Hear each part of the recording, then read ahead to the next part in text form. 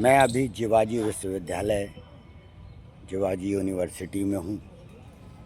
यहीं से मैंने कभी शिक्षा प्राप्त की। मैं हमेशा कहता हूँ कि शिक्षा बहुत आवश्यक है। बिना शिक्षा के जो वर्तमान में गुरु हैं उनको संस्कृत का ज्ञान ही नहीं। ये मेरा रहा है। ये देखिए जिवाजी विश्वविद्यालय।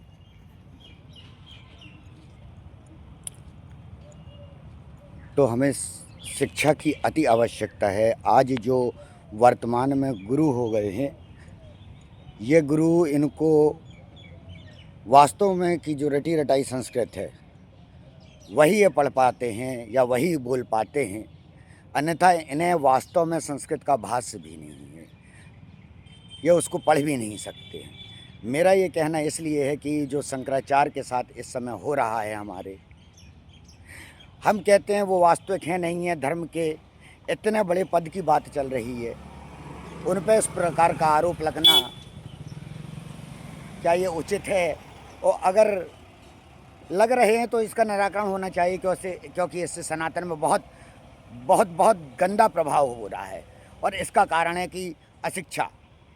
क्यों नहीं शास्त्रार्थ होता है? भाई जिसने वेद पढ़े हैं, उपनिषद पढ़े हैं, मैं कहता हूँ, मैं बैठता हूँ सामने, उनको गुरु होना चाहिए, तब वो लोगों को शिक्षा दे पाएंगे। ये चमत्कारों से कुछ नहीं होता। ये चमत्कार में सैकड़ों, जब धनु स्तंभन विद्या सिखा रहा होता हूँ तो मैं सैकड़ों चमत्कारों की, जिनको चाहिए हूँ, मैं वीडियो देता हूँ कि हाँ, यहाँ तक कि ताजमहल भी कैसे गायब किया जाता है, उसके पीछे भी क्या रहता है। मुख्य चीज़ समझिए कि चमत्कारों के पीछे नहीं भागिए। हमारे जो वास्तविकता में सनातन की जो स्थिति होती जा रही है, नवयुवक फांसी लगा रहे हैं, गलत क्रियाओं में जा रहे हैं। 13-14 साल की बच्चियां कहना चाहिए वो माँ बन रही हैं। ये क्या हो रहा है? और आप लोग आडंबर में सिर्फ चमत्कारों के पीछे दरबार लगना, पर्चा बनना, इन चीज़ों के पीछे भाग रहे हैं। अरे किसका भला हो सका? ये अपने भाइयों, पिताजियों, अपने परिवारों का भला नहीं कर सकते। ये क्या तुम्हारा भला करेंगे?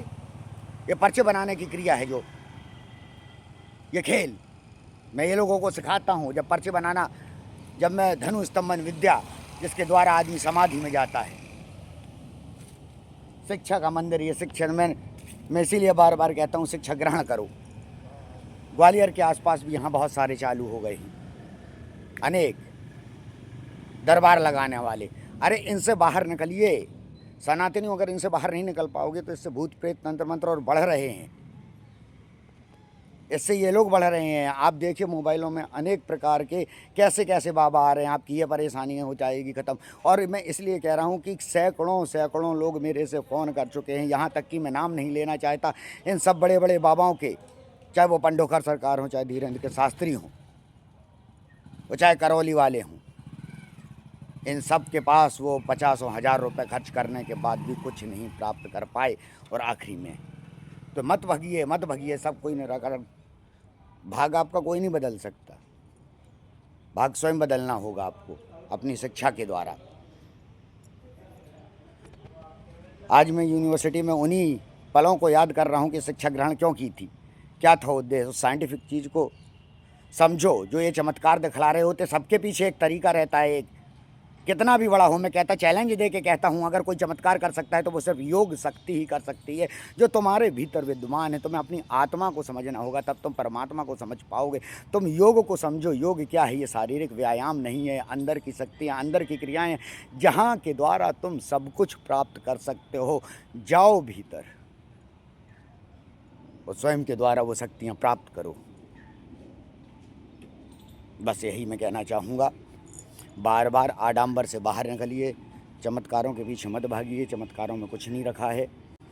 आपको स्वयं को करना होगा। गुरु का काम है कि आपको उस लायक बना दे, आपको भूत प्रेत तंत्र मंत्र से, क्रियाओं से उठा दे। और एक चीज़ ध्यान रखिए, कहीं चक्कर काटना नहीं पड़ता। जहाँ जो क्रियाएं होती हैं उसी समय होती हैं, उसी वक्त होती हैं।